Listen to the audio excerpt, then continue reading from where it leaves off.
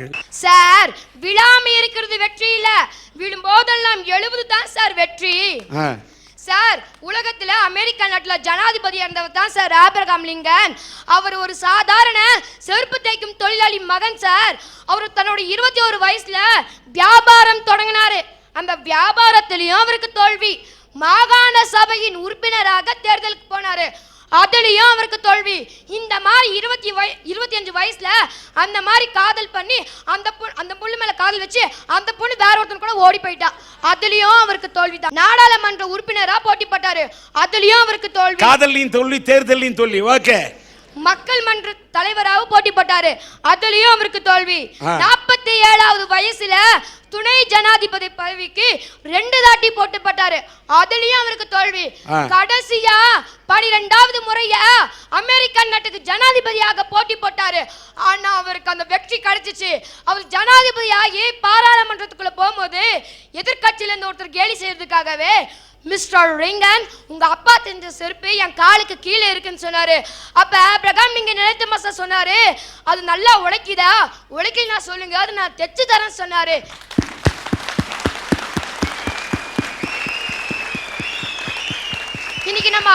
இன்னைக்கு நம்ம அவமானப்படுத்தாலே இப்படி சொல்றோமே, அன்னைக்கு அவர் கேவலப்படுத்தினாலும் அதுக்கு தனக்கு சாதகமா ஆக்கிட்டார் சார். சார் இன்னைக்கு இளைஞர்கள் காதல்ல தோல்வி, படிப்புல தோல்வின்னு தற்கொலை பண்ணிக்கிறாங்களே. ஆனா ஆபிரகாம் லிங்கன் 11 தாட்டி தோல்வி சந்திச்சிருக்காரு. அவர் என்ன 11 தாட்டி செத்தா சார் பிறந்தாரு. அவர்கிட்ட தன்னம்பிக்கை இருந்துச்சு, விடா முயற்சி இருந்துச்சு, அதனால தான் சார் அவரால் முன்னேற முடிஞ்சது.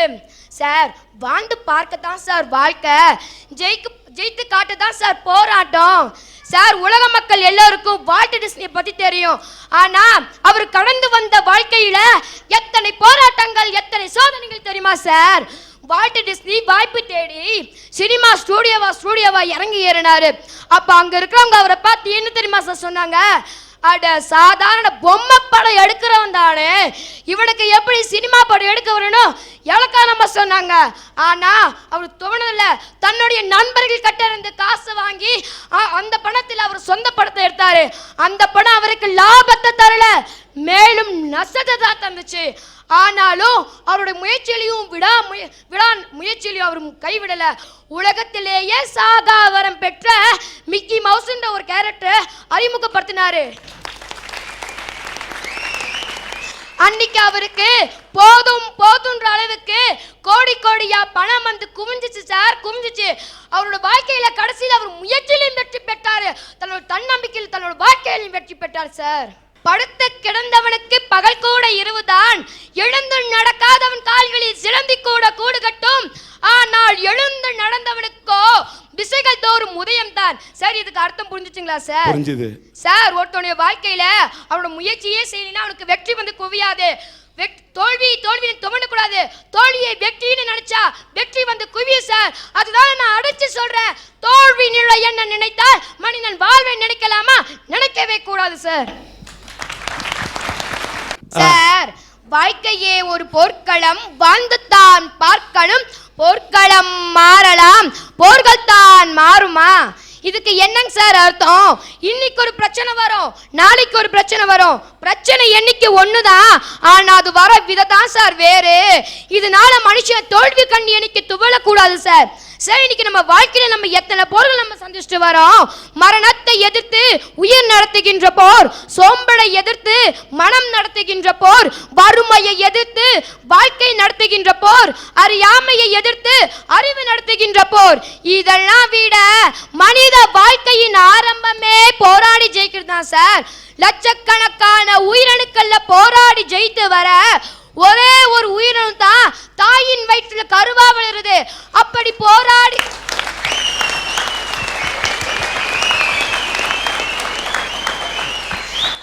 போராடி ஜெயித்து பிறந்த மனுஷன் தோல்வி கண்டு எனக்கு துவளக்கூடாது சார். தோல்வி நிலை என நினைத்தால் மனிதன் வாழ்வை நினைக்கலாமா? நினைக்கவே கூடாது சார்.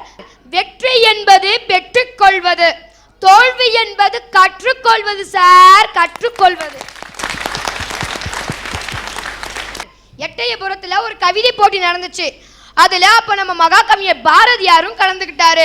அன்னைக்கு அவர் என்ன கவிதை தெரியுமா சார் எழுதினாரு?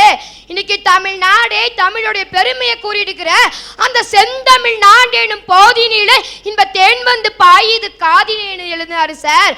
அந்த கவிதைக்கு அவருக்கு அன்னைக்கு 3வது பரிசு தான் கிடைச்சிச்சு சார். அதே மாதிரி தானே முதல் பரிசு 2ஆம் பரிசு வாங்கினாங்க. அந்த கவிஞரோட பெயர் இன்னைக்கு நம்ம கிட்ட இருக்கா இல்ல கவிதை தான் இருக்கா? ஆனா நம்ம மகாகவி பாரதியார் மட்டும் இன்னைக்கு எப்படி சார் நம்மளுடைய கவிதைகள் கூட வாழ்ந்துட்டு வராரு? அவர்கிட்ட விடா முயற்சி இருந்துச்சு, தன் நம்பிக்கை இருந்துச்சு, அதனால தான் அவர் முன்னேறி வர முடிஞ்சிச்சு சார். ஒருத்தர் ரயில்வே துறையில கிளர்க் வேலைக்கு அப்ளிகேஷன் போட்டாரு. அந்த அப்ளிகேஷனை வாங்கி படிச்சுட்டு இவனுடைய கையெழுத்தே சரியில்லையே, இவன் எப்படி நம்ம வேலைக்கு உதவான்னு துரத்தி அனுப்பிச்சுட்டாங்க.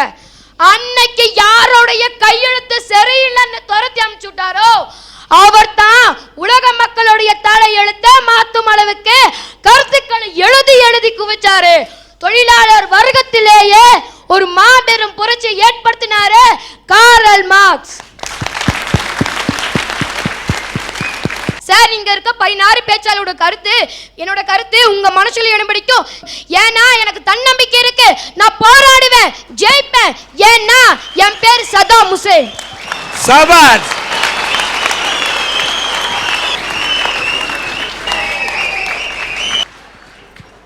ஒன்றை இத்தனை 16 பேர் வந்திருந்தா கூட தாய் 8 அடி பாய்ந்தால் குட்டி 16 அடி பாயும் என்று சொன்னார்கள். 16 பேரிலே நான் புலியாக பாய்வேன் என்று 16 அடி பாய்ந்த சதாம் ஹுசேன். உன்னை பார்க்கக்குள்ள நான் பெருமைப்படுறேன். ஏன்னு கேட்டா தன்னம்பிக்கையை விடாம நான் நினைக்கலாம். தன்னம்பிக்கையை விடாம நான் எடுத்துக்காட்ட அதை பறைச்சாற்ற வந்திருக்கிறேன் என்று பறைச்சாற்றினாயே, உன்னை நான் ஒப்பிட்டு பார்க்கிறேன். சதாம் ஹுசேன் அவன் செய்த சில தவறுக்காக தூக்கிலிடப்பட்டிருக்கலாம்.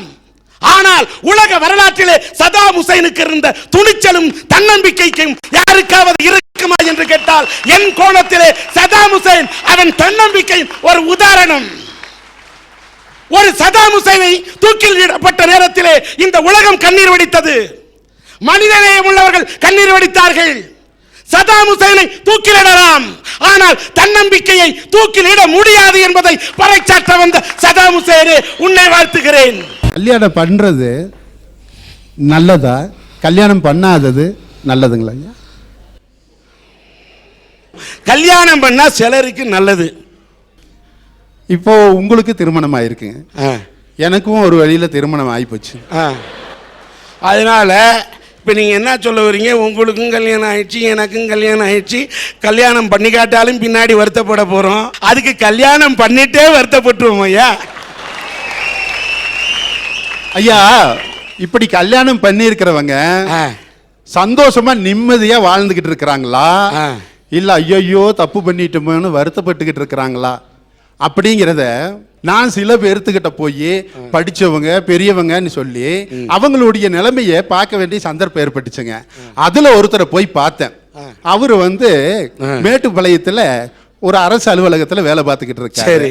சரி, நல்லா படிச்சவராச்சே, பிரச்சனைகளை ஈஸியா சுமூகமா தீர்க்கிறவராச்சே, அவரை பார்த்தா தெரியும்னு போனா, நான் போன நேரம் என்னமோ மேலதிகாரிகிட்ட சரியான வாங்கி கட்டுங்க. அவர் திட்டிக்கிட்டு இருக்காரு, இவர் பாக்கெட்ல இருந்து என்னமோ எடுத்து பாக்குறாரு. அவர் திட்டுறாரு, இவர் பாக்கெட்ல இருந்து எதையோ எடுத்து பாக்குறாரு. எனக்கு ஒரே ஆச்சரியம். அவர் திட்டி முடிச்சு போயிட்டாரு. நான் போனேன், வாங்க தம்பினாரு, உட்காருங்கன்னு உட்கார்ந்தேன். அவருக்கு திட்டும் போது என்னமோ எடுத்து பார்த்தீங்களா, அது என்னன்னு கேட்டேன்.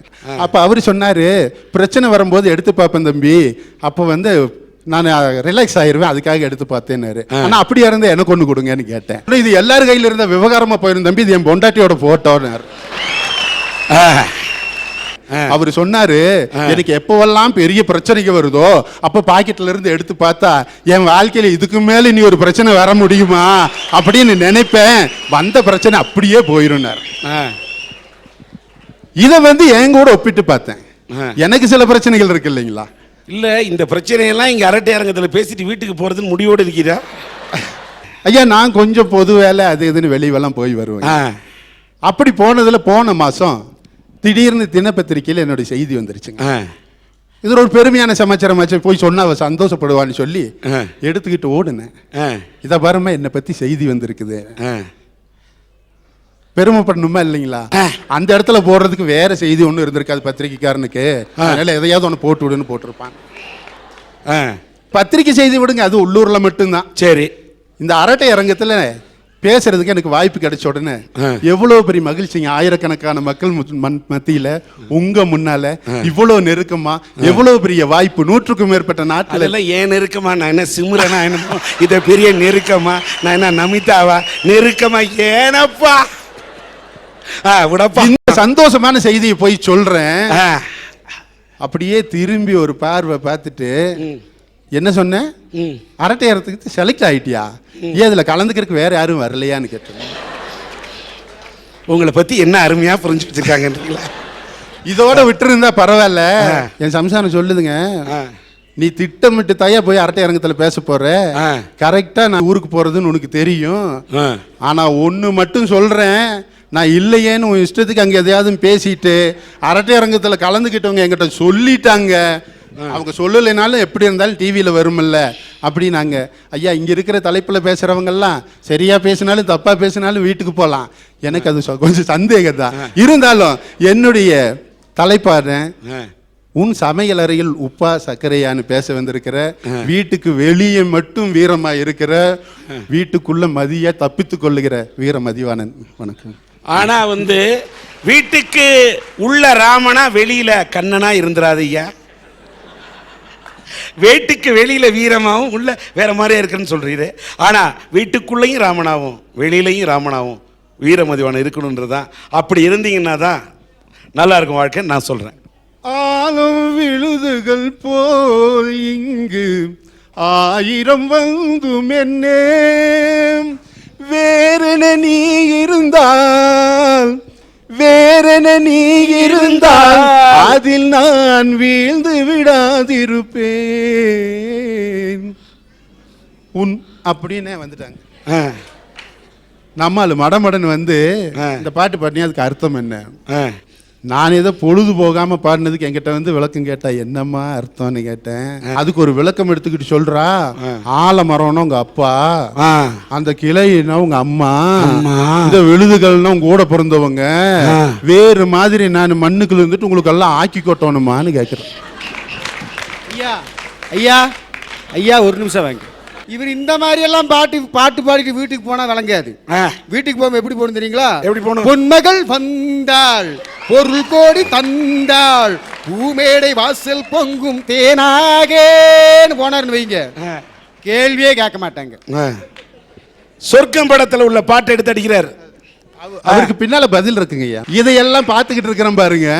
ஒருத்தன் வர்றான், என்ன ஒரு பெரிய மேதாவின்னு நினைச்சிட்டு நான் என்னமோ கரெக்டா பொழைச்சிக்கிட்டு இருக்கிறவன்ட்டு கேட்கற மாதிரி, அண்ணே இந்த மனைவியை கண்ட்ரோல்ல வச்சுக்கிறதுன்னா எப்படின்னு கேட்டான். மனைவியை கண்ட்ரோல்ல வச்சுக்கிறதா?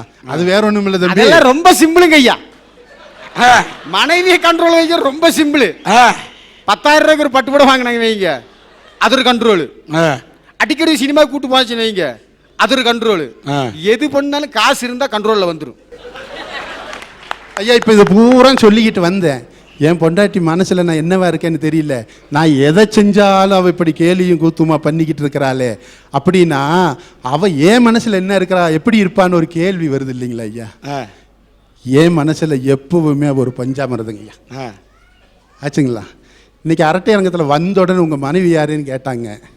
நான் சொன்னேன், என் கடைசி தங்கச்சிக்கு குழந்தை பிறந்திருக்கு, அவ வந்துட்டா நாங்கள் பார்க்கறதுக்கு யாரும் இல்லை, என்னை போக சொல்லி அனுப்பினால இங்கே வந்துட்டேன்னு சொன்னேன். ஒரு பொண்ணை கட்டி கொடுக்கும்போது ஒரே பையன் வீட்டில் கட்டி கொடுத்தா நல்லா இருப்பான்னு சொல்லுவாங்க. நான் ஒரே பையன் வீட்டுக்கு, ஆனால் என் கூட பிறந்தது தான் 6 தங்கச்சி. எங்கள் அப்பா வெடிமருந்து தொழிற்சாலையில் ஒரு 4 தங்கச்சி கல்யாணம் பண்ணி வச்சார். அதுக்கப்புறம் முழு பொறுப்பு குடும்பத்தில் என்ன கவலை இல்லை. இது என்ன கவலைப்பட்ட ஆளுகள் ஐயா, ஆனந்த கண்ணீர். எங்கள் அப்பா அவருக்கு தெரியல நான் எவ்வளோ படிக்கிறேன்னே தெரியாது, எத்தனாவது படிக்கிறேன்னே தெரியாது. எங்கள் வீட்டுக்கு யாராவது பையன் எத்தனாவது படிக்கிறான், அவன் 3ஆவதுன்னு நினைக்கிறேன், கொஞ்சம் எனக்கு கூப்பிட்டு கேட்டுடுறேன், டே எத்தனாவது படிக்கிற மதி அப்படின்னு. இப்போ 4ஆவதுப்பா, டே அன்னைக்கு 3ஆவதுன்னு, அது பாஸ் ஆகிட்டப்பா, ஓ பாஸ் ஆகிட்டானுங்களாம்மா அப்படிங்க வருங்க. அப்படியெல்லாம் இருந்து வறுமைன்னா சவுத் ஆப்பிரிக்காவில் நான் 3ஆம் கிளாஸ் படிக்கும் போதுங்க ஐயா, புயல் வெள்ளத்தில் வந்து இங்கேருந்து எல்லாம் பழைய துணிகளை எல்லாம் கொடுங்க அனுப்பலான்னு சொன்னாங்க. எல்லாம் மூட்டை மூட்டையாக கொண்டு வந்து வச்சாங்க. அதை லாரியில் ஏற்றுற நேரத்துக்கு எங்கள் ஆசிரியை அப்படி திரும்பி பார்த்துட்டு, இது எதுக்கு சவுத் ஆப்பிரிக்கா போகணும், இவன்லாம் சும்மா நிற்கிறானேன்னு சொல்லி அதிலிருந்து பிரிச்செங்களுக்கெல்லாம் சட்டம் கொடுத்தாங்க. அதை போட்டிருந்தோம். குஜராத்தில் பூகம்பத்தில் பாதிச்சு ஒரு பெரிய கோடீஸ்வரன் 15 செகண்டில் ஒன்றும் இல்லாமல் ஆயிட்டாங்க. ஏழை ஆயிட்டான். அவன் நின்று திரும்பி பார்க்குறான், பொண்டாட்டியும் காணோம், பிள்ளையும் காணோம். அலெக்ஸா இருந்தால் பணம் எங்கேன்னு பெட்டியை தேடி இருப்பாருங்கய்யா. ஆனால் அந்த ஆள் என்ன சொன்னார் தெரியுங்களா? எப்படியோ பிழைத்து விட்டேன், இனி எப்படி பிழைப்பேன்னு அவரை பற்றி ஒரு கவிதை எழுதியிருந்தாங்க நம்ம நாட்டில். ஏன்னா பணம் போனதுக்காக இல்லை, அந்த சுற்று ஒரு மனைவி இல்லை, மக்கள் இல்லைன்னு அவங்க இருக்கும்போது தலைவலியாக தெரியுங்கய்யா. அந்த இழப்பில் தான் தெரியும் அவங்களுடைய உபயோகம் என்னன்னு சொல்லி.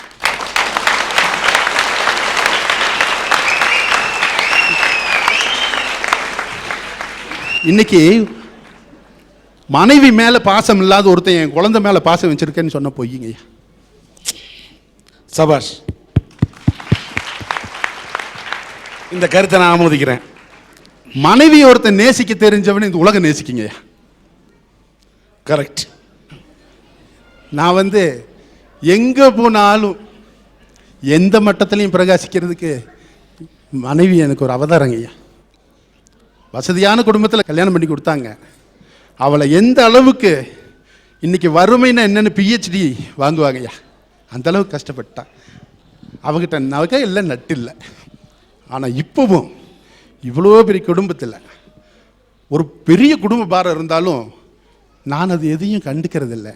என் புருஷனுக்கு பொது வேலையில் தான் மகிழ்ச்சி இருக்குதுங்கிறதுக்காக நான் என்ன சொன்னாலும் எனக்கு ஆதரவுங்கய்யா. எனக்கு என்னுடைய அமெரிக்காவில் இருக்கிற என்னுடைய நண்பன், நீ பொது வேலை செய்கிற, உனக்கு தினம் 100 ரூபா வருமானம் வர மாதிரி உனக்கு ஆட்டோ வாங்கி தரேன்னு எனக்கு ஒரு ஆட்டோ வாங்கி கொடுத்துருக்காங்க. நான் தான் ஓட்டுறேன்.